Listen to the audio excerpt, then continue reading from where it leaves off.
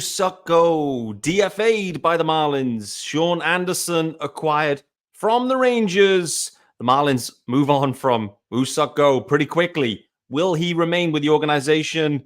Was it purely for salary purposes? I don't know. We'll wait to see. Equally, Jose Urena on the mound in Miami this evening. We're going to look back at Jose's career with the Marlins. Tons to get into. This is Locked on Marlins.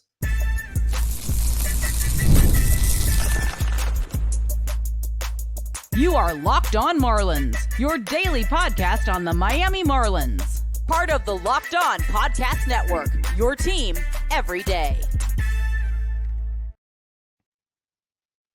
Greetings from England and welcome to Locked on Marlins. It's your daily Marlins podcast. I am your host, Peter Pratt. Hit me up, of course, at Miami Marlins _UK. Happy Friday, guys. If you're listening to the pod, firstly, hello. Secondly, subscribe and leave a review. This is available everywhere you get your pods, and it's your team every day. Thanks for making Locked on Marlins your first listen of the day.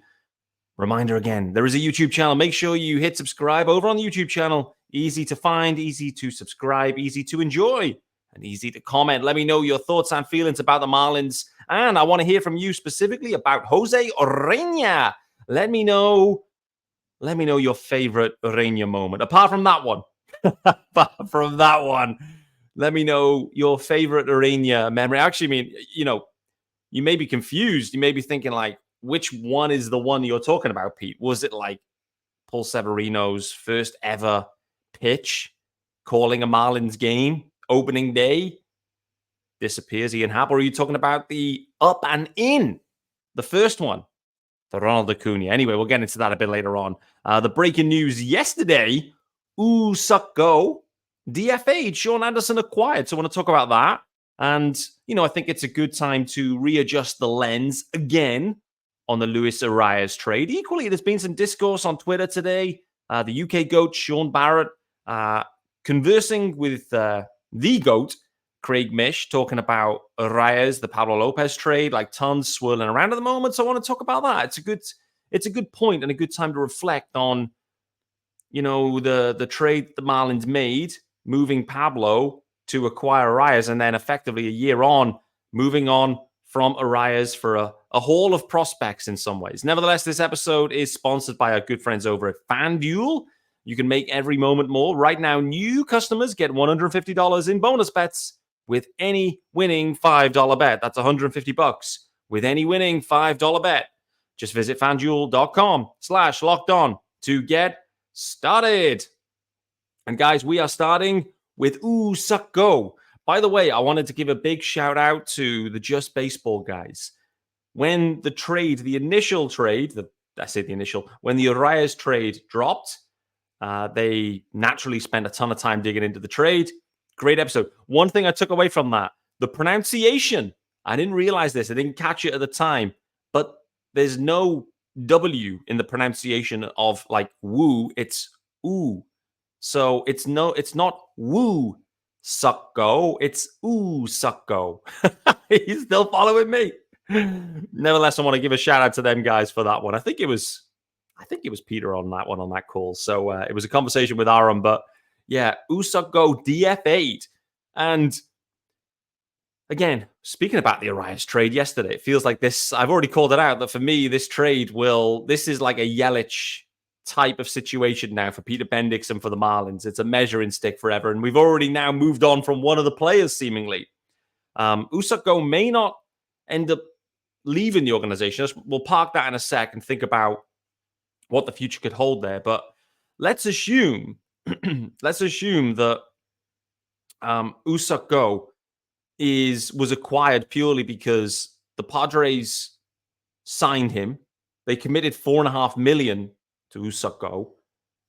They quickly realized once he got into camp that he wasn't quite of the standard they were hoping or expecting. And that's what seems to be coming out here from what Craig Mish is sharing, that like the Padres were fleeced. The Padres were fleeced into signing him and committing the money they did. They quickly realized it was a bust and would be a bust. And as part of this deal for Arraez, clearly there's been a lot of it isn't just Arraez for the 4 guys back. It's actually Arraez plus what is 12.5 million for 3 guys. That becomes what the trade actually is all about when we need to strip away Woo-Suk Go, because the Marlins clearly didn't covet him. He was not a part of the package where the Marlins were like, great, there's a reliever here that we really like. All it was a straight up salary dump from the Padres. 4.5 million that the Marlins took on with Woo-Suk Go. And it was not for the talent. We now realize that now that 4.5 million was part of the deal. 8 million, give or take, was retained as well by the Fish. So that's up to 12.5 million.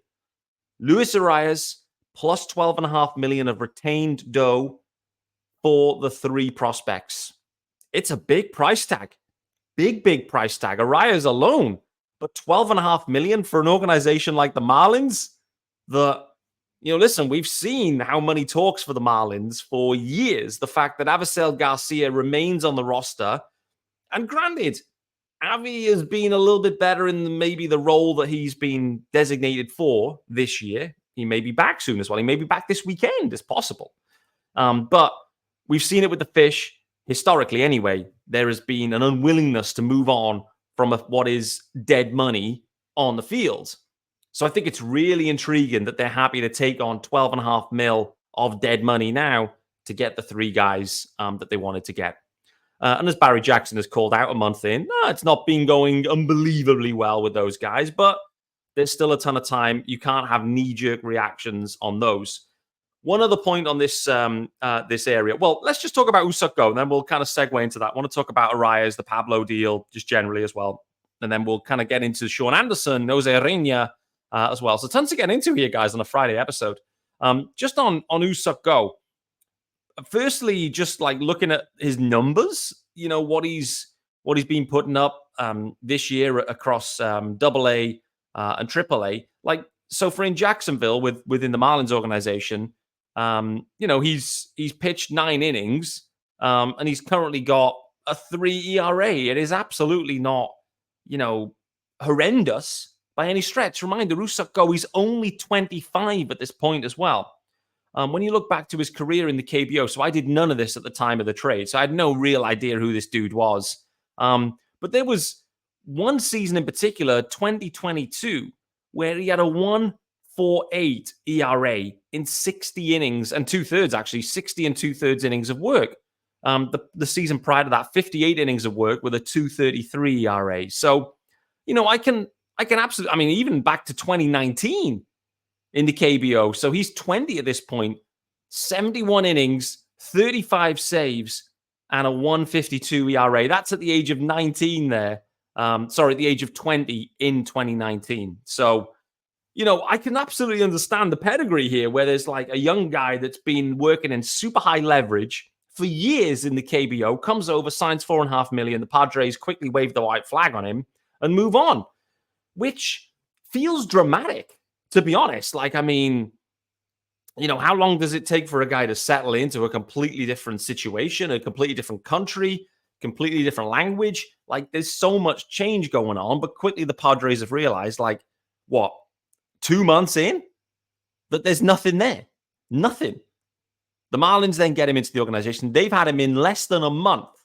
And the Marlins have made the call that, in theory, there's nothing there. In some ways, that's what they're signaling, in that we've got this guy, we've got 4.5 million committed, and we don't see any value here either. However, I just want to put a pin in that and just kind of think about something more generally.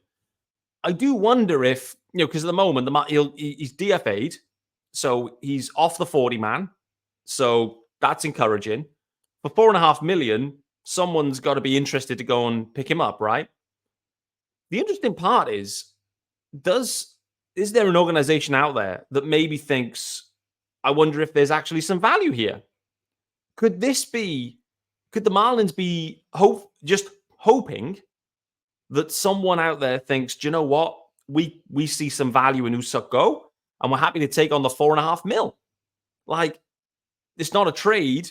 Maybe there's no way of getting any value back from this situation. But I just wonder if that's the hope and prayer here from the Fish that they can just save this $4.5 million. Maybe an organization out there can see the pedigree. I don't know. Like, it hasn't been putrid at AAA Jacksonville by any stretch. And so it's kind of a puzzling situation with Woo-Suk Go. I can't really get my head around what's going on. I haven't had my eyeballs on him. Anyone that's watched him in any of these Jacksonville games, like, let me know what you're thinking, because it's hard for me to really give an opinion. Everything just feels a bit, off with this situation. Huge pedigree, signed to the Padres, moved to the Marlins, what seemingly is part of a salary dump in some ways, because they don't believe in him. The Marlins, who, well, they have a strong need for tons of relievers at all times because of the reliever churn they have. And the guy comes in a month in, he's DFA'd. He may stay in the organization. He may pass through waivers. And to that point, like if an organization doesn't see the value in $4.5 million, which, I mean, if he's absolutely putrid, then they won't. But he may remain with the organization, actually ends up just down in AAA. He's just off the 40-man. He's still owed that money. So nothing changes on the money side, but it just clears a spot. Maybe the Marlins just felt he's nowhere near big league ready at this point, which, considering he's been committed $4.5 million by the Padres, is a pretty wild situation. Want to circle this back to Luis Arraez and equally into Pablo Lopez, and we'll also cover the Shaun Anderson news as well. But before we do that, it's time to let you know about our good friends, of course. I say of course, but our good friends over at FanDuel. And we'll get the graphics pumped up here. Yes, sir. Right, guys, FanDuel. It is a winner take all time in the NBA and NHL, and FanDuel's giving you a shot to bring home a big win of your own. Right now, new customers get $150 in bonus bets with any winning $5 bet. That's $150 to bet on spreads, money lines, player props, and more. You just have to visit FanDuel.com/lockedon and make every playoff shot count. FanDuel, America's #1 sportsbook.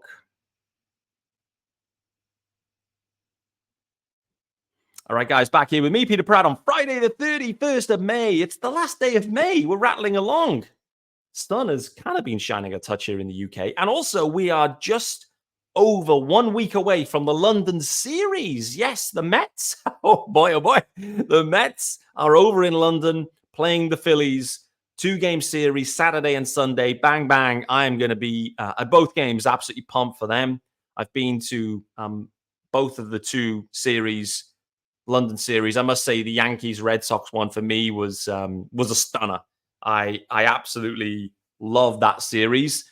The Cubs-Cards last year was fine. It was fine. I had a good time. I thought it was fun.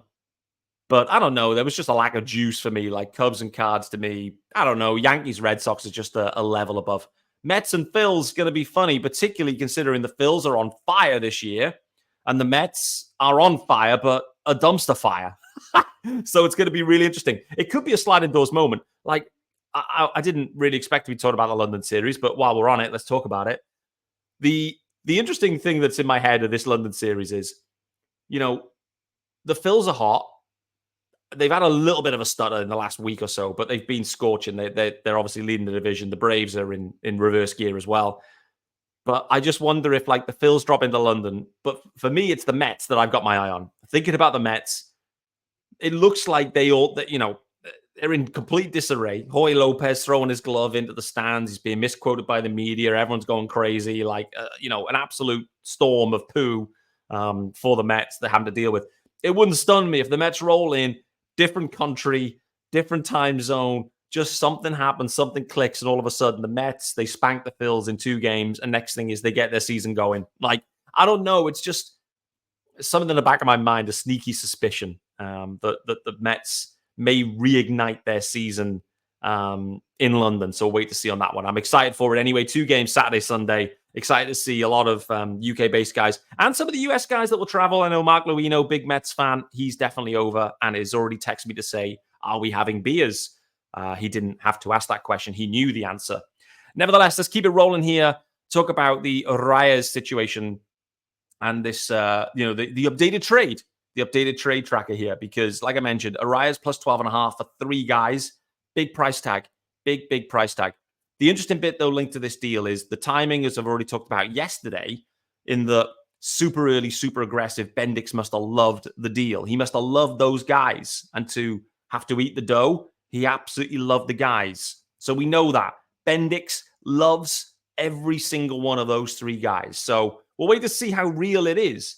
But the question we have is, well, the interesting topic that Craig Mish brought up on Twitter today was like the market for Arraez is pretty soft market. Like, and I did speak about this in the offseason, trying to work out like what is the right fit for a guy like Luis Arraez, considering, you know, obviously his limitations kind of defensively, where you almost are in a situation where he's gonna edge more towards first base / DH, and his stick isn't prototypical in those roles. And so I think that creates that conundrum for clubs, clearly.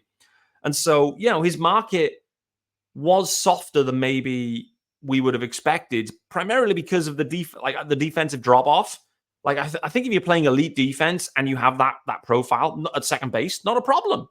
Like, everyone would be absolutely all over it. But the fact that the defense isn't great, I think that's the hindrance there, right? And so there wasn't quite a good fit. They didn't see much in the offseason, but they were talking with the Padres, obviously. And then, you know, we get to the situation where a deal is done like a month into the season. So the question that Sean Barrett raised was like, considering that the Marlins had to move Pablo Lopez to acquire Luis Arraez, Pablo plus, by the way, it wasn't just Pablito. You look at it now and you think like, whose trade value would be higher, Arraez or Pablo? Like the funny thing is Arraez's profile is so unique that his fit is limited. And I think this is the point that Sean was making. I think Craig Mish agreed with him, is that the fact is with Pablo Lopez, he's having not as good a year this year, but last year he was absolutely immense. With, you know, Pablo can fit on any roster, you know, any club. It's kind of what I said about Jesus Luzardo, where with 2.5 years of control, 29 clubs should be calling the Marlins, irrespective of what you're doing this year. Like the Rockies should pick up the phone and ask about Luzardo because, you know, you've got 2 more years of control. What's your window looking like? I don't know. Can you extend Luzardo? Absolutely you can. That's what the Twins did with Pablito. And so I think considering how this all played out, I think at the time it made sense with the Pablo Arraez trade because it was, we've got so much pitching and we need some offense. And you go kind of not 1-for-1. It didn't end up being 1-for-1, but like it kind of made sense in a vacuum. But I think now you reflect on it, you realize like it probably wasn't the best move for the Marlins. It was very short term in its focus, which is kind of where Kim Ang's head was at, which as a fan, I have got no problems with, by the way. I know there's a lot of talk about sustainable success, etc., but I'm all in for the now. And I absolutely loved the approach that Kim had because, listen, Marlins fans have been sold so many rebuilds. We must be on the 5th rebuild at this point in 30 years. And so, they, you know, it's a tough sell to this fan base. The fan base can absolutely get behind someone that says it isn't a rebuild, it's in win now. The Marlins have rarely been in any, you know, anywhere near a win now situation. And so, you know, I think reflecting on Pablo Lopez and that deal, like the Marlins lost that deal probably because, you know, they've ended up acquiring a guy that didn't have the resale value that maybe that Pablo Lopez himself would have retained.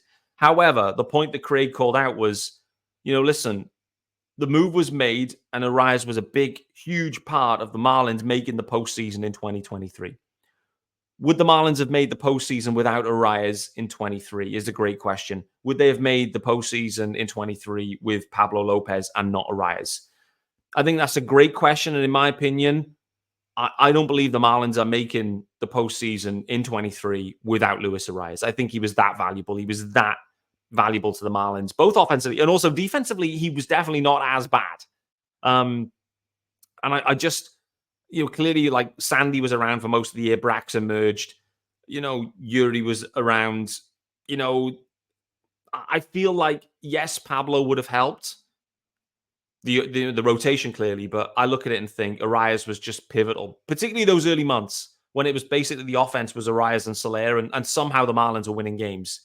Without Arraez there, the Marlins, I don't think their season gets going at all in 23. And so, listen, I think reflecting on this Arraez Pablo situation, the Marlins did probably lose the deal overall, but the deal brought a postseason run, and what a run it was, and what a year it was for Marlins fans. We absolutely loved it, and I think they're the tough choices that need to be made. Clearly, tough choices have been made now, and based on yesterday's pod and episode and conversation since. I still feel that there's a decent amount of disillusion across the Marlins fan base. I still don't feel that the Marlins fan base is fully bought into Peter Bendix yet. And whilst he's talking a good game and he can point to success at the Rays, which he was a part of, he may be a small part, he may be a small cog in a big wheel. And I think that's the interesting bit, is like, how much of this was Peter Bendix? How much of it can he rip and replace and, drop into Miami? And how much of that can he influence? At the moment, the fan base really, they don't have, we don't have a body of work to make a decision on yet. It's going to take time, clearly, for that. But all that's going to happen is you move Arraez for prospects. You move Lozado soon for prospects. You move Jazz Chisholm Jr. for prospects. You move these guys, all fan favorites in different ways. And unfortunately, like, the kind of angst just keeps building and building and building. And next thing is, those 3 guys, you move them. Let's say they have 10 prospects back. Those 10 prospects that are returned as part of those 3 trades, they are going to be scrutinized to hell for the next 3 to 5 seasons, even longer. Even longer. There's going to be so much scrutiny over every single one of them prospects. Woo-Suk Go, already gone. Already gone. Let's hit the second ad, and I want to talk about Shaun Anderson, and I want to talk about former ace of the Marlins, Jose Urena, returning, and his premier matchup against Sixto Sanchez this evening, which should be a very intriguing match, no doubt about it. Before we do that, it's time to let you know about our good friends over at Stitch Fix. Yes, sir. And that instant confidence boost you get from an outfit that makes you look really good. Yep. That's what I get with Stitch Fix. With Stitch Fix, you get a stylist who understands your style, size, and budget. They do all the shopping for you. It's the easiest way to update your wardrobe this season. So all you have to do is give the stylist your size, style, budget preferences. You then order boxes when and how you want. No subscription required. And they send 5 just for me pieces plus outfit recommendations and pro styling advice. I keep what works and I send back the rest. My stylist always sends just the right pieces and the fit is on point. It's like they have the style ESP. I don't know how they do it, but they just get me. So, style that makes you feel as good as you look. Get started today at stitchfix.com/MLB and get $20 off your first fix. That's stitchfix.com/MLB for $20 off. Stitchfix.com/MLB. Must redeem within 7 days of sign up. All right, guys, final segment here with me, Peter Pratt. Looks like the sun is just about starting to go down here in the UK. I've adjusted my angle. I don't quite know why. It may be the wrong decision. Nevertheless, we've got 5 or so minutes. Hopefully the lighting holds and you can see me. For everyone listening, they have no clue what's going on. I recommend you hit the YouTube version and see with your own eyes. So, guys, let's talk about a trade. The corresponding move, Woo-Suk Go DFA'd, as I mentioned. Shaun Anderson was acquired from the Texas Rangers, actually, coincidentally in many ways. So Anderson acquired for cash considerations. So effectively, he was DFA'd, and so was on waivers. The Marlins go and get him and plug him in. He's actually been optioned straight down to AAA Jacksonville. The interesting thing with Shaun Anderson, in my opinion, looking at the brief amount of information that I have, he's knocked around obviously the big leagues for quite a few seasons. He made his debut in 2019 at age 24 with the Giants. Played for a ton of teams. Most recently, obviously, with the Rangers. But I think with Anderson, the interesting part here is that there could be a starting pitcher there somewhere, I think. I mean, he started 16 games for the Giants back in 2019. He then kind of transitioned fully into a reliever in the big leagues anyway. But I do wonder, considering, I think it's a pretty broad pitch mix with Anderson and a big dude as well. I do wonder if there's a sneaky way where Shaun Anderson gets the Marlins treatment and ends up as a starter at some point at the back end of this year or mid part of this year. Like the Marlins, they seem to be pretty adamant they're going to hold Max Meyer back, I think, from big league action at this point this season. Maybe he'll get a look like in the depths of summer. And so I feel like Shaun Anderson, the role he could play, he could be built back up as a starter. I'm very interested to see on that. And yeah, if he's got a 5-pitch mix, it could be really interesting. Big dude, 5-pitch mix, something could be a little unearthed gem there, a hidden gem, let's say. Again, we're asking for body of work from Peter Bendix and cooking. This could be one. This feels like a Bendix special. Next thing is Anderson claimed off waivers. Well, a trade, but from waivers. And next thing is you polish him up a bit. Next thing is he's out there starting games. Who knows? Who knows? Speaking about aces, let's talk about former ace and Marlins ace, Jose Urena. He's on the bump tonight, taking on Sixto Sanchez. All eyes across Major League Baseball should be on this one. However, I think with Jose Urena, it was an interesting career with the Marlins, but I think it's really important to highlight that, there were a few seasons in 2017 and 2018 where Jose Urena was the heartbeat in many ways of the Marlins rotation, and, was opening day starter multiple times. We then got into 2019, and then he started to transition into a reliever. On that season, there was even 3 saves mixed into there. So we're all like, oh man, could Jose Urena become a closer? Could that work? I think after coming back from injury. But going back to 2017, I put this out there on Twitter earlier. He ended up with a 14-7 win-loss, 28 games start that year. He almost threw 170 innings, 113 Ks, 14 hit by pitches, which I think led Major League Baseball as well.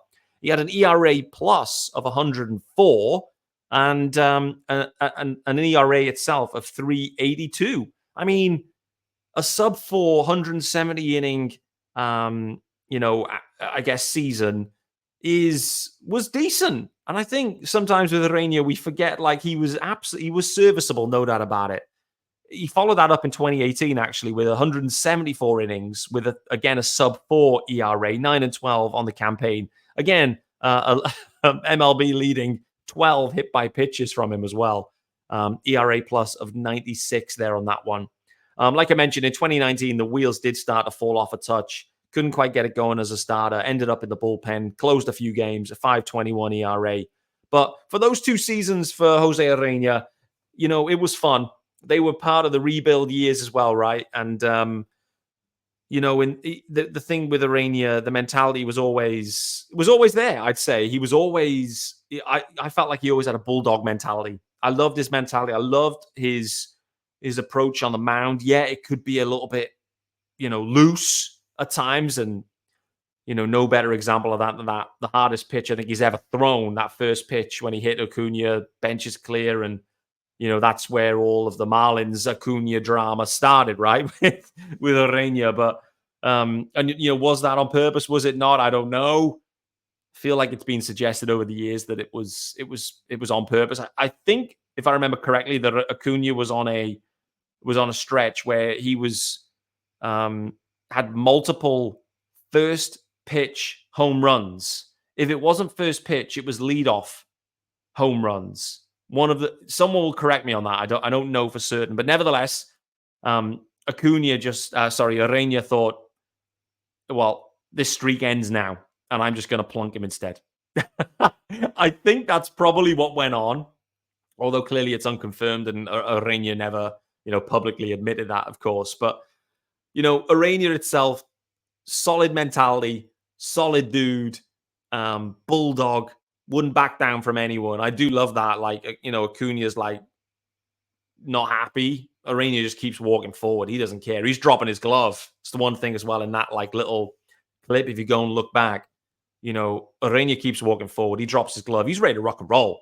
At that point, Acuna starts going, and hold me back. I've never seen Acuna, for all the dramatics, ever show any type of aggression around that kind of situation. Nevertheless, I'm excited to see Urena back. He's actually having a bounce back year, actually, for the Rangers. I mean, it's crazy to think that Jose Urena on the Rangers roster at this point, starting games for the Rangers as they roll into Miami. So should be a fun one. Sixto Sanchez going. We saw some encouragement from Sixto last time out. The question will be, can he continue it? All eyes are on the first inning with Sixto Sanchez. Clearly, is it going to be? Where's the velo going to be at? Can we have a clean inning from Sixto Sanchez in that first inning?